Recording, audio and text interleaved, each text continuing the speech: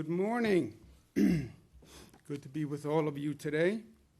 Pleasure to be in Buffalo. You know the people who are with me, but just in case you have been living under a rock, to my far right, Robert Mejica, Budget Director for the State of New York. To my immediate right, Lieutenant Governor Kathy Hochul, who's done a great job for us statewide, but she's taken a special role in coordinating Western New York, so we thank her very much for what she's done. To my left, Melissa DeRosa, Secretary to the Governor. To her left, Gareth Rhodes, who has been working with us through this crisis. It's a pleasure to be at Roswell. Dr. Candace Johnson, thank you very much for the hospitality. I was thinking about our trip to Cuba and your great accomplishment. It was fun. It was fun, and it was productive. And it's always a pleasure to be with my friend, my partners, the great mayor of the city of Buffalo, Byron Brown, and the great county executive of Erie County, Mark Polenkars. Thank you for everything you've been doing to get us through this. I'm pleased to report that I took a COVID test yesterday, and I am negative from that test. So that is good news. You take one of those tests, it's very easy. I showed people how easy it was yesterday. And when you find out you're negative, it's actually a nice sense of relief. I didn't have any symptoms or anything, but you know, you don't need to have symptoms, and you can have the COVID virus. So you take the test, they tell you you're negative, 24 to 48 hours, and it is peace of mind. There's no reason why people shouldn't be getting testing. We actually have now more testing capacity than we are using at many of our sites. And we've expanded the number of people who are eligible for testing. Anyone who has any symptom for a COVID virus, any symptom includes basically the symptoms you would have if you had the flu. Same symptoms. If you have any symptoms, get a test. Get a test. Protects you, protects your family, protects your colleagues, so get a test. If you were exposed to a person who you find out is positive for COVID, get a test. Get a test. Takes 30 seconds. We have 700 locations across the state. So there's no reason why you shouldn't do it. You go right to the web. It shows you right where the location is. You can sign up and go. Let's give you some facts on today. Number of hospitalizations are down, so that's good news. Not down a lot, but down. I'll take it. Net change is down. Net change in intubations is down. The number of new cases per day is down by 1. Not great, but I'll take it. It's going in the right direction. So that is good news. The number that breaks my heart every day, the number of deaths, is still painfully high at 106, but it is down. And in this world where we're looking for good news on a daily basis, that is good news. Although in our thoughts and prayers are those 106 families today. And if you look at where we are, we have done a phenomenal job in reducing the spike, reducing what could have been cataclysmic. You see that incline on that curve. No one could tell you when we were in the midst of that incline where it would stop or if it would stop. There was no global expert who said, if you do this, if you close this and close this and close this, then we can tell you with certainty it will stop the spread of the virus. Nobody said that.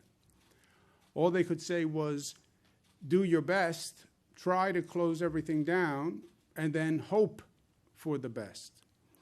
And New Yorkers responded. We had the highest number of cases in the country. New Yorkers responded with great unity and great discipline, and that's why that curve turned. We hit the apex, and we're on the way down. You also see how slow the way down is. That's why all the experts always say, be careful of the spike because it's a long time coming down from the spike. You want to avoid the spike because you can't reverse it in a matter of days. It takes a long time to get those numbers back down. And this is with everything we did and with all the loss and pain we suffered. This is how long it took to get those numbers down. We now have a top priority, which we have from day one, which is our nursing homes. We were introduced to this virus in Seattle, Washington, where it attacked a nursing home. The most vulnerable population in the most vulnerable place, senior citizens in a congregate facility. That's how we were introduced to this virus, and I'm afraid that's how we're going to leave this virus. So protecting our nursing homes and seniors has been a top priority. Last week, we put in place a requirement to test all staff at a nursing home twice per week. Why? Well, number one, it keeps the staff safe. Number two, if you see an increase in the positive among staff people, it's an alert that you probably have a real problem in that nursing home, because chances are the staff are getting it from the nursing home or giving it to people in the nursing home. So if you watch what happens with the staff, it's a canary in the coal mine for what's happening in the nursing home. And third, it clearly keeps the residents of the nursing home safe. Now, to help nursing homes do this, we've worked with all the private labs, identified a number of tests that we can send just for the purpose of testing people in nursing homes. That's about 35,000 per day. We're sending 320,000 test kits to the nursing homes today to help them do this. With everything we're doing, I know the nursing homes operators are not happy about this. I get it. It's very hard to administer. The staff all have to be tested twice a week. Okay, we're giving test kits. We've set up lab capacity, but it is still an operational issue. I understand that. And I understand that no other state is doing this. And I hear that quite often from the nursing homes. No other state is requiring that the staff be tested twice a week. I understand that. I understand we have the most aggressive standard in the nation. But I also know that it is necessary. And look, from day one, we said this was going to be hard. And we said we drew bad cards in this hand. New York did have the highest number of cases, not because we did anything wrong, but because the virus fooled everyone, and we were closing down China, and the virus had already left China and gone to Europe. And by the time we closed Europe, 3 million Europeans had come from Europe and landed in New York airports. And that was happening, and we didn't know. Closed China was already gone by the time we closed China. And it had left Europe by the time we closed Europe. That's why New York had that cluster. Those flights from Europe come here. They land in JFK, they land in Newark, people take connecting flights, they're coming here. So that brought the virus here. That's why we have the numbers we have. Okay, but we said we're going to do what we have to do, and we're going to do what we have to do to protect the lives of New Yorkers. Who's in a nursing home? This is your mother, this is your father, your sister, your brother. This is our family who are in nursing homes. That's who they are. And they're our senior family members who we owe nothing but gratitude and respect. And the one thing we need to be able to say at the end of this is we did everything we could. We did everything we could. 106 people died. How do you live with that? How do you sleep with that? Because we did everything we could. We still can't save every life, but we can do everything in our power that we can do to try to save every life. And that's why I'm comfortable with what we're doing on nursing homes. I know it's hard, and I thank them. On reopening overall, we're opening regions that have hit the data points, hit the metrics. Western New York has one metric that they have to hit, which is the number of tracers. They need 521 tracers. They've identified 525. Great piece of work that they did over the weekend. I want to thank the mayor. I want to thank the county executive, all the regional officials who found people to serve as tracers. They're going to be trained tomorrow, and that means all the metrics will be hit, and Western New York will open tomorrow. So that's exciting. And it's been a long, painful period, but we start to reopen tomorrow. New York State Department of Health is also granting a waiver to restart elective procedures for ECMC. We want to make sure hospitals are in a position to provide care for people who need it. So this is a good step. I also have been encouraging major sports teams to plan reopenings without fans, but the games could be televised. New York State will help those major sports franchises to do just that. Hockey, basketball, baseball, football, whoever can reopen, we're a ready, willing, and able partner. Personal disclosure, I want to watch the Buffalo Bills, but I'm still objective. I'm acting as governor. There's no personal agenda here. Yes, I do want to watch the Bills, but that is not subverting my role as governor. I think this is in the best interest of all the people and in the best interest of the state of New York, even though I do have a coincident personal agenda because I want to watch the Bills, but they are separate agendas. At least some would say I have a conflict of interest. I want to disclose it. Judges and staff will be returning to courthouses in the 30 upstate counties that are open this week. What will reopening mean? Right? That's a big topic of discussion now. What does reopening mean? This is not a subject that is a political subject or where political opinions really matter. I don't care if you're a Democrat, Republican, Libertarian, Independent. I don't care. I don't care. This is not a political exercise that we are going through. People say, well, I have a personal opinion. I don't even care about your personal opinion. I don't think you should care about my personal opinion. Because it's not about a personal opinion. It's not about an ideological opinion. It's not about a geographic opinion. It's not even an opinion that's relevant, right? This is about facts and science and data. These decisions are being made as a matter of math. It's numbers. It's math. That's all it is at the end of the day.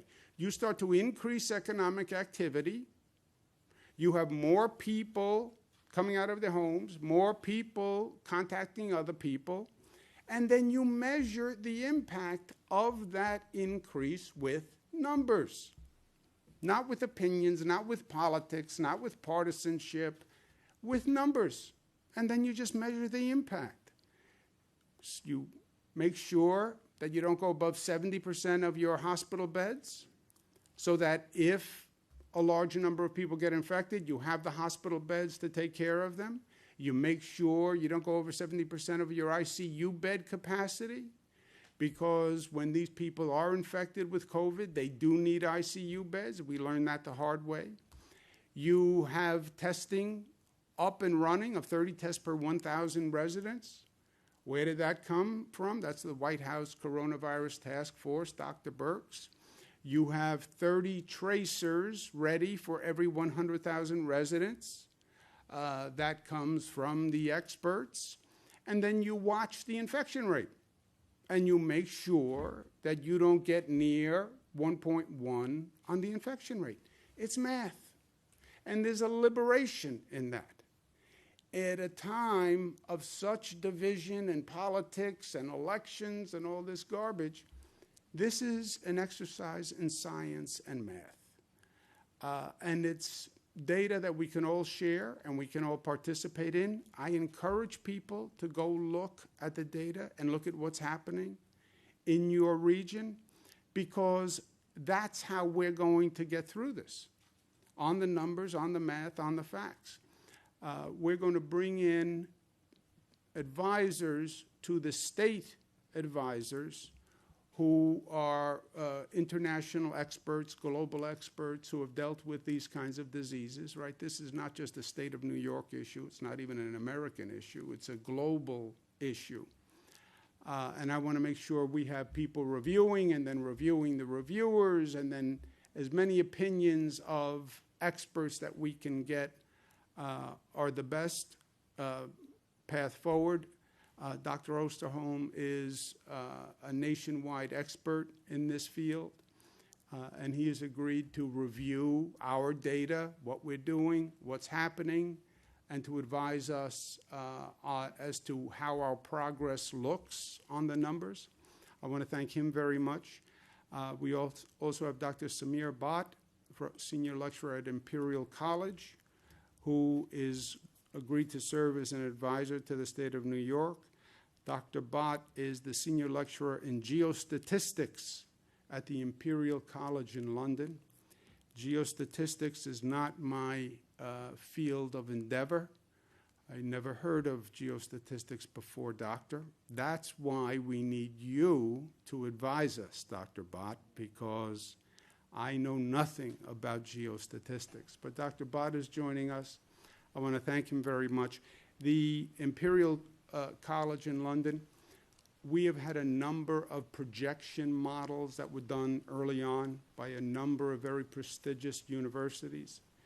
And we've been watching all these projection models since this started. As you know, many of the models were not 100% accurate because they couldn't calculate the effect of the social participation and what people actually did to change the curve. And in a state like New York, what the people did dramatically changed that curve, so it affected the projections.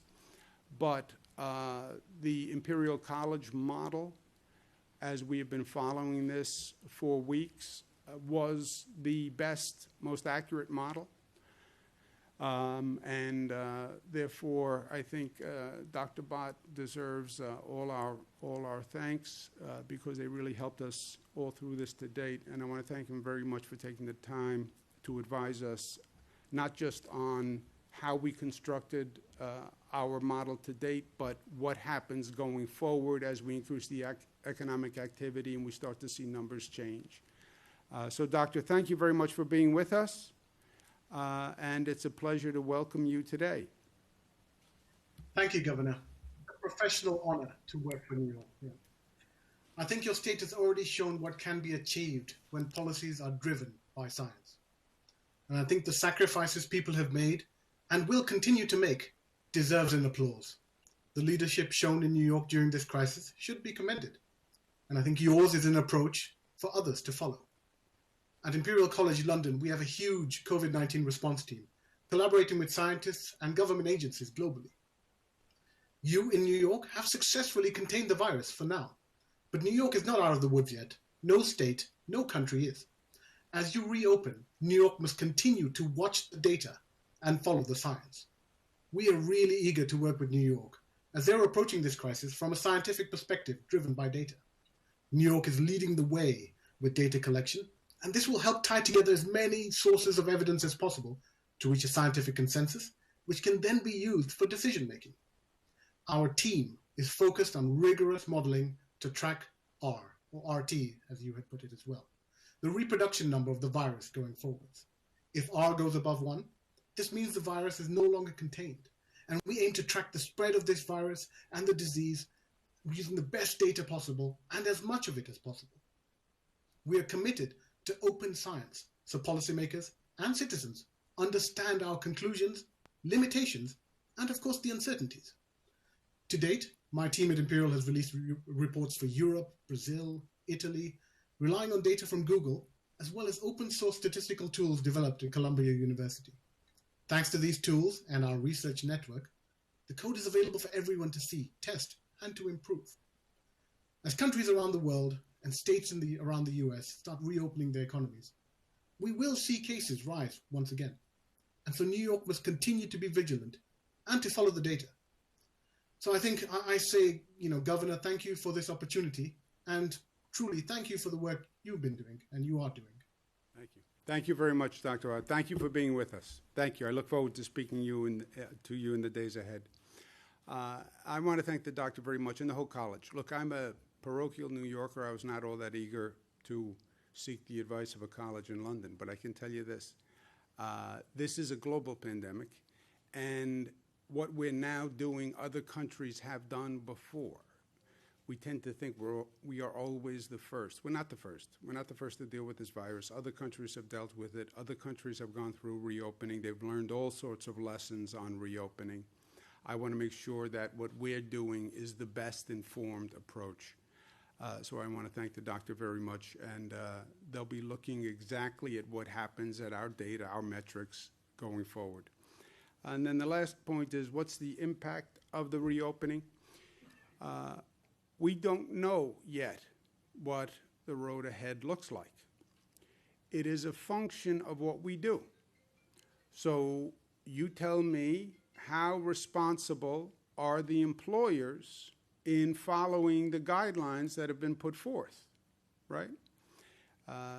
We talk about reopening and contracting and agriculture and fishing and manufacturing, and there are safety guidelines that those employers must follow. How scrupulous they are in following those guidelines will matter. You tell me if the store owners follow the guidelines, and I'll tell you what happens. You tell me if the employees are following the guidelines and wearing the PPE and using the hand sanitizer, and I'll tell you what happens. You tell me how individuals react now that the weather is getting warmer. Are they wearing masks? Are they acting socially responsibly? Are they staying within social distancing requirements? And I'll tell you what's going to happen. You tell me how effectively a local government enforces the guidelines, and I'll tell you what is going to happen. So none of this is predetermined. This is all a function of what we do today going forward. And the smarter, the more disciplined we are, the lower that infection rate will climb. The lower the infection rate climbs, the more you increase the economic activity. It is a formula. It is math. And that is at both at the same time. It's liberating because it takes the politics out of it, takes a personal opinion out of it. But it's also something you can measure and track, and you will know exactly what's going to happen because it's a function of what we're doing. It's up to us. It's up to you. It's the collective. We're going to decide the future that starts today. We should also set our goal high, right? We're coming back. We're coming back from the closing. All right, so what is our goal? I say it should not just be about we're going to reopen. Reopen suggests you're going to go back to where you were before the closure. We're going to go back to the day before the closure. No. Life is never about going backwards. Life is never about I want to get back to where I was. It has to be about building back better than before. We want to go forward. We want to advance. And that's what we have to think about going through this. Yeah, we took a hard blow, and we got knocked down. No fault of our own. Whoever created that virus, Mother Nature, God, whoever. No fault of our own. Welcome to life. Things happen outside of your control that you couldn't do anything about, but it just happens. And then the question becomes, are you strong enough to get back up once life knocks you down? And are you smart enough to learn from what you went through in life? And when you get back up, you will be the better for it. I believe that. That's my story. That's our story. That's the story of Buffalo, getting knocked down, changing the economy. All right, but we're going to get back up because we're strong enough, and we're going to learn from it because we're smart enough. That's the story of Buffalo. That's the story of New York. That is the American story. right? It's what made this country the best country on the globe. Not that we didn't get knocked down. We got knocked down plenty. But we were smart enough to learn and strong enough to get back up. And that's where we have to set our sights. Not about reopening. We're going to make this place better than ever before. Because what we went through is a transformative experience in life, on an individual level and on a social level. We're not going to be the people we were the day before. We're going to be better. We're going to be smarter. We're going to be stronger for what we went through. We're going to be a stronger society for what we went through. I believe that. And we're going to have a stronger Buffalo, a stronger New York, and a stronger America. And that's what it means to be New York tough, smart, united, disciplined, and loving. Thank you. Questions? Governor, it appears, if I understand the numbers right, that the state reset some of the metrics to make Western New York eligible to reopen. That's the way it looks, at least. Can you explain that or clarify that, specifically hospitalizations and hospital deaths? The hospitalizations and hospital deaths are on a 3-day rolling average. So you have to compute it from a 3-day average. And that's what we've been doing. And then you pick a date, and it's 3 days from there. I don't know anything beyond that. No, that's correct. It was the net change in the daily spike in cases couldn't exceed 15 hospitalizations or 5 deaths over a 3-day rolling average, or the 14-day straight decline. It was always either or. So in this instance for Western New York, it's on that rolling average, and the rolling average of the last 3 days. The hospitalizations is actually -6 on the 3-day rolling average, and the deaths is 2. So it falls under. Sorry, most of the website though notes it's the maximum of that 3-day rolling average, which It's would be 28. no, it's over the course of the 3-day rolling average, and it's the last 3 days. 3-day rolling average is just that. Take the last 3 days and average it. There is a large contingent of New Yorkers frustrated with your comments yesterday about unemployment. You said yesterday that the majority of the backlog had been cleared. Thousands of New Yorkers say they filed in March, they haven't heard, they have recertified every week, they have no money, and they can't get through the state still. Have you heard from those people, and what is your message to them? Commissioner Reardon's going to be doing a call today to speak to that directly, but as of this morning, we've now given out $9.2 billion to 2 million New Yorkers. That's not to say that everybody has been paid. As I said, there's 3 major categories that are left outstanding for anyone beyond the 3-week backlog, and that is either hasn't certified partial information. A lot of those people fit into the partial information category where either a social security number is wrong or one of the pieces of information that the feds mandate has not been turned in or has not been verified, or suspected fraud. And we actually have Department of Labor specialists that are actively not just waiting for people to fix those issues, but reaching out to those people directly to try to rectify them. That doesn't mean every single person has been cleared from the backlog. It's the majority of the people have been cleared from the backlog, and the fact that now 2 million New Yorkers have been paid, and it aligns with the number of New Yorkers who have filed. We're getting very, very close. So for the people who are outstanding, that is now the exception, not the rule, and DOL is working round the clock to address those issues. And Commissioner Reardon will be speaking again exclusively in a call today just to answer questions on this. You won't say how big the backlog is. How She big is will the today. She will today. She's going to address it today. Yeah, but also let's remember the context. You know, people are angry here, people are angry here. People are angry everywhere right now with good reason. Here's the needle you have to thread, right? We have an unprecedented number of unemployment claims. It has overwhelmed every state in the United States of America. I talk to governors all day long. Everyone is dealing with this. Federal government just passes a new law a couple of weeks ago, changes all the rules. All the states have to change the program to fit the new rule. And you're getting literally millions of calls where you got thousands of calls previously. Come up with a better system, a better website, more phones. We have 3,000 employees on phones and the website. Get the money out the door, get the money out the door, get that money out the door. Then you have another pressure, which is, hey, this is taxpayer money. Make sure there's no fraud. I hope you're not giving out money to somebody who doesn't qualify. I hope you're meeting every federal test. all that 476 criteria. I hope you're checking every box. And now you're getting fraud alerts. We think people are defrauding the unemployment system. We think there may be widespread computer cyber fraud where these people don't even exist. And it's a fraud scheme all done on a computer because you're not seeing people anymore, right? There's no person who walks in the door. It's all on the other side of a computer. And you're giving out billions of dollars in this country.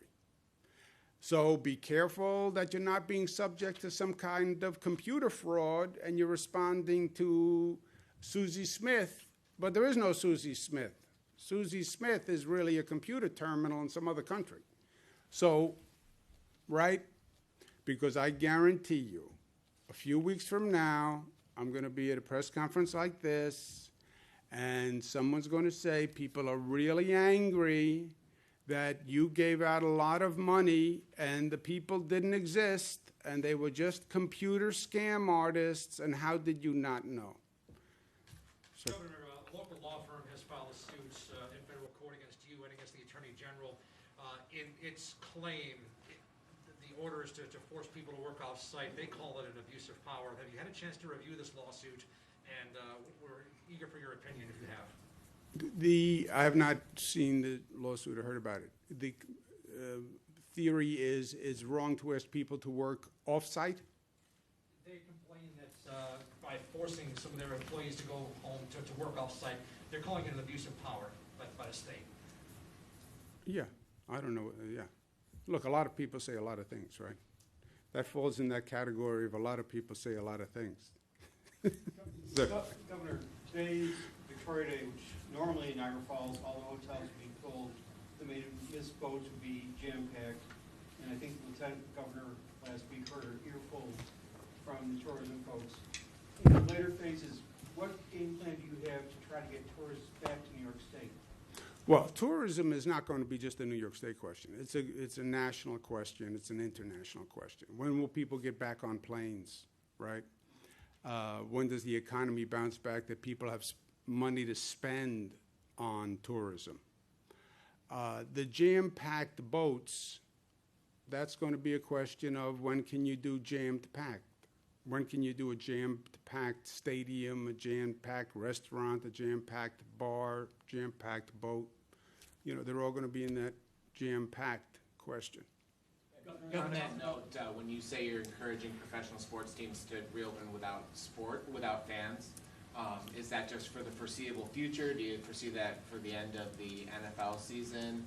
And, well, I think how much should state and local officials be part of those conversations about what these professional sports teams should do?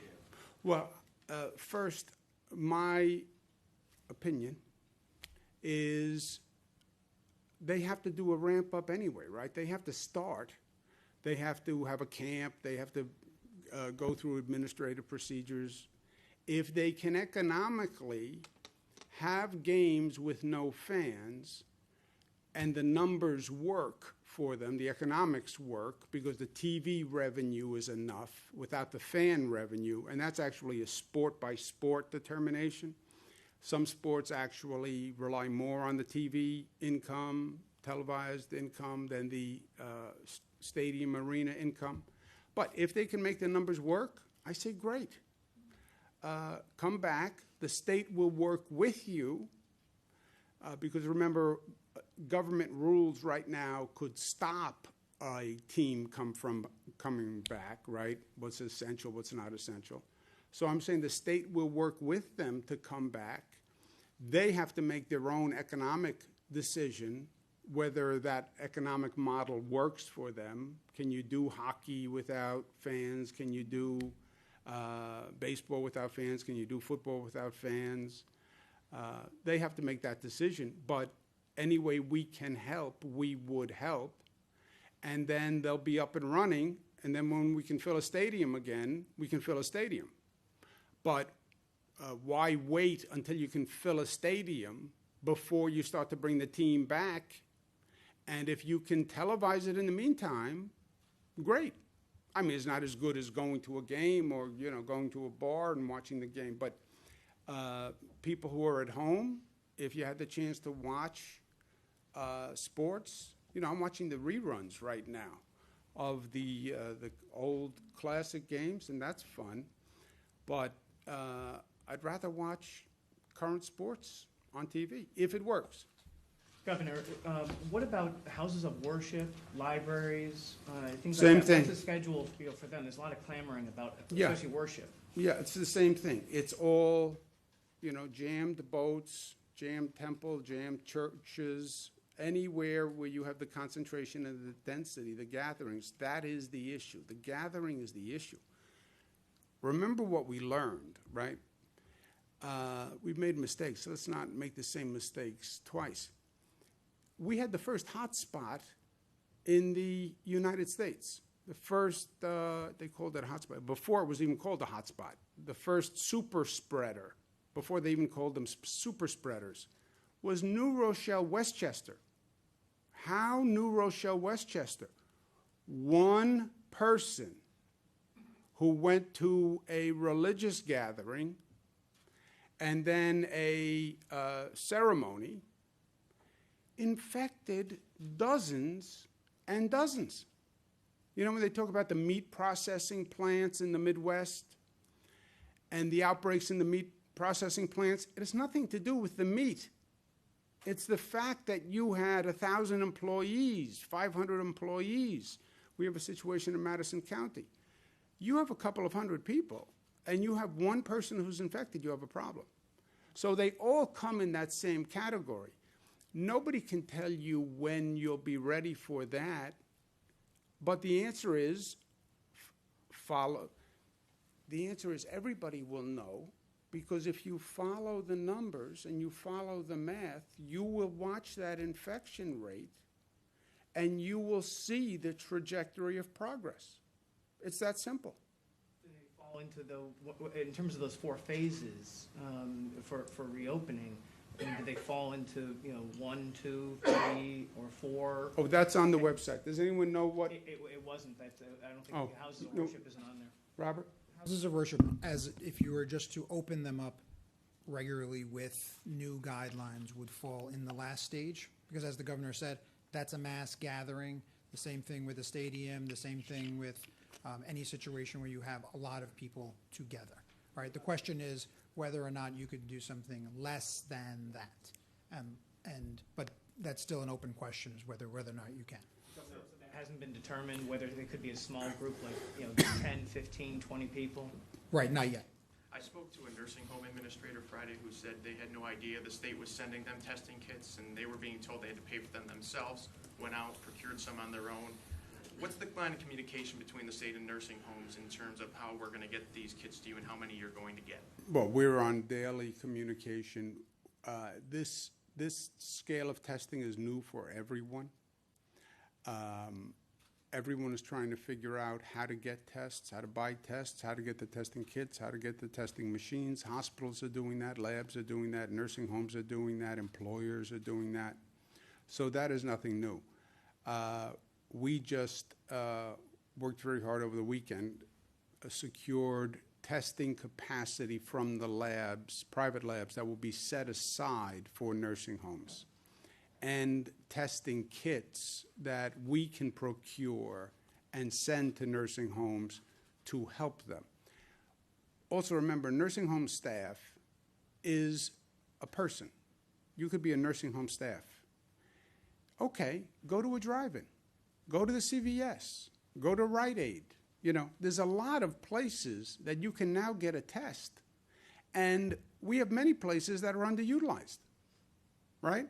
We have some drive-ins that can do 15,000 tests a day. They're only doing 5,000 tests a day. I mean, we work day and night to get this testing capacity up. We're not even using it right now.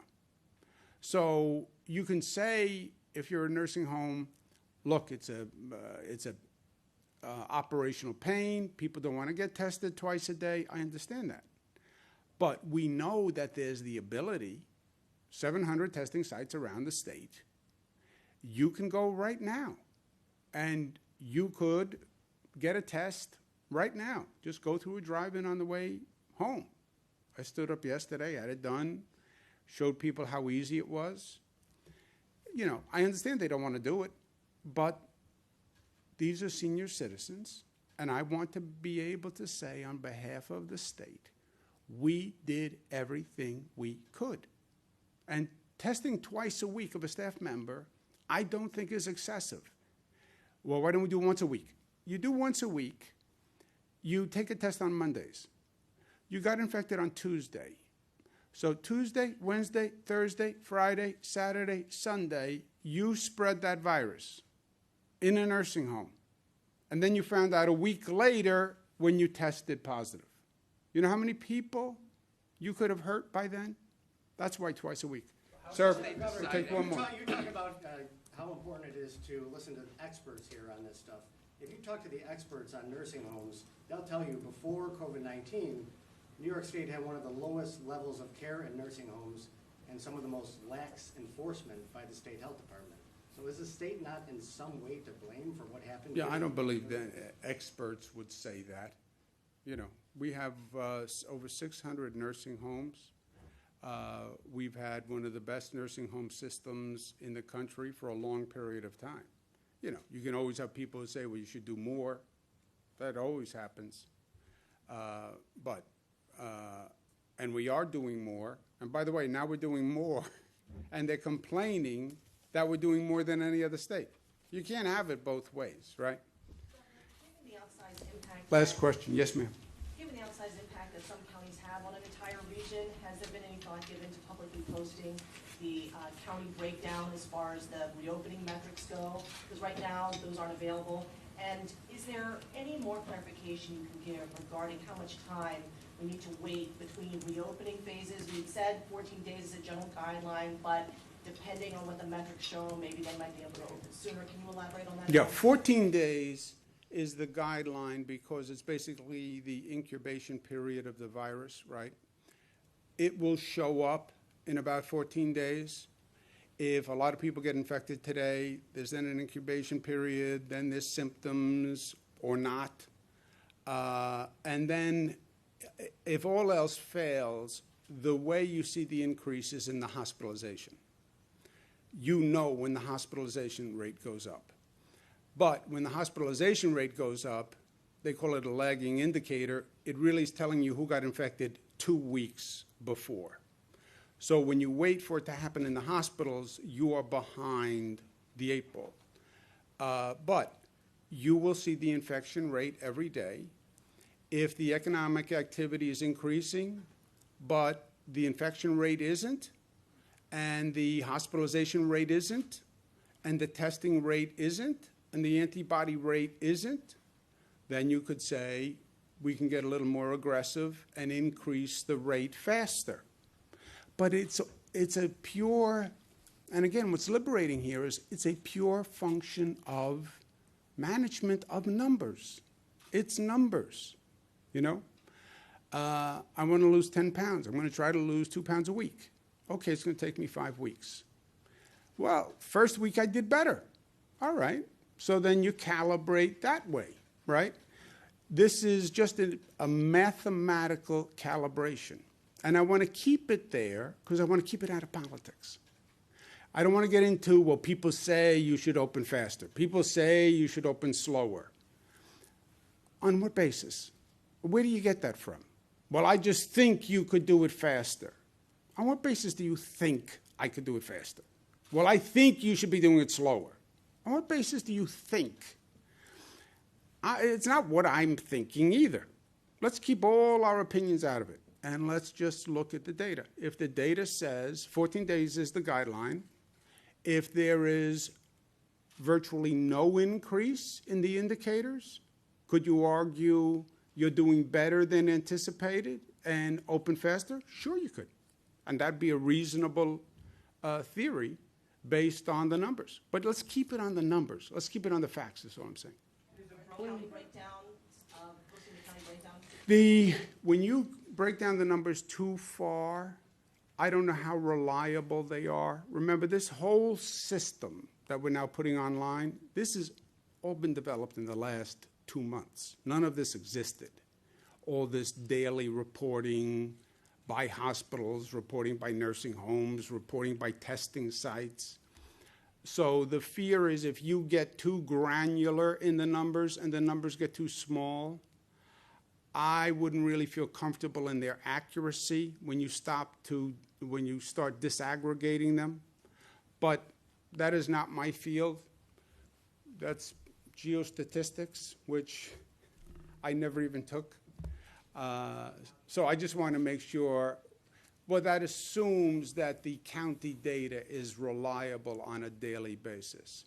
And as someone who knows what many of these counties are doing and how they're struggling, I wouldn't put it up and say it is reliable and I would count on any given day. That's why I say on all these numbers from day one, don't take any of these day-to-day numbers as gospel, because this is just a reporting system that is still being developed. So take them all with a grain of salt. Last question. Really watch, once things reopen, you talk about the individual responsibility, the store shop owner, the bigger businesses. If someone's going to come in and be that kind of watchdog to see that some of these precautions are being taken, because I think there's kind of a level of different precautions that some people think they're supposed to take and others aren't taking, and who's going to police whether face masks are being worn in hair salons? Who's going to watch out for that? Well, first, the guidelines are the guidelines. The rules are very specific. They're online. It says exactly what an employer needs to do, an employee needs to do, what curbside pickup is, that an individual should social distance less than 6 feet, an individual should wear a mask when they're not in a position to socially distance or may not socially distance. So the rules are clear, I think. Enforcement compliance is done by the local governments. And we have talked about that a number of times. You have public health people who will be doing the enforcement. Some localities use police to do the enforcement. That's up to the local governments. And also, I believe New Yorkers should enforce it. You know, New Yorkers should enforce it, because this is all about us. This is not really a government function. This is about people working together to achieve a greater goal. You know, I wear a mask to protect you. You wear a mask to protect me. It's my respect for you. It's your respect for me. How these rules are complied with, if they're not complied with, more people will get infected, the infection rate will go up, and then you'll see a necessary reduction in activity, which hurts everyone. So that's, you know, that's how we do it. Yeah, really last question. Chris's metrics question from earlier, because why I think it's important based on what I understand is that the state moved the date for that spikes from basically the beginning of the outbreak to May 15th. Based on what I've been reading, that changes the date that Western New York would have qualified by at least 10 days, that we were still at least 10 days off. So can you give a little clarification as to what exactly did move and how much that changed when this region qualified for phase one? Yeah, I don't know anything more than I told you. A 3-day rolling average is a 3-day rolling average going back 3 days from today, right? That's a 3-day rolling average. Yep. And we have numbers for what that 3-day rolling average must be. So today's Monday, Sunday, Saturday, Friday, that's the 3-day rolling average. It's based on the last 3 days, and what we've been very clear on was that once we hit May 15th, as soon as a region met the benchmarks, they could enter phase one. So the time reset on May 15th, which was the end of the pause. The last 3 days, Western New York met the benchmarks. The numbers that I gave you, the -6 on the hospitalizations and the 2 on the deaths for the 3-day rolling average, which allowed them to enter phase one. The New York Forward book note says that number can never exceed 15 or 5 respectively. So I think that's where the confusion is. I don't know, you're above my pay grade. It's on the net change in daily spike. It's not exceeding at all, like not from a baseline of 0. It's the -6 in hospitalizations and the 2 in deaths. How did we get so many contact tracers? Yesterday, the governor said we were 352 short. Great work of our county executives. They County- identified the bodies within the counties. County executive, city, you came up with contact tracers, scrambled. Every region has a number of employees who they're going to make available as contact tracers. Any other area, LG? There are individuals from the various counties participating, people who work in county public health departments, county social services.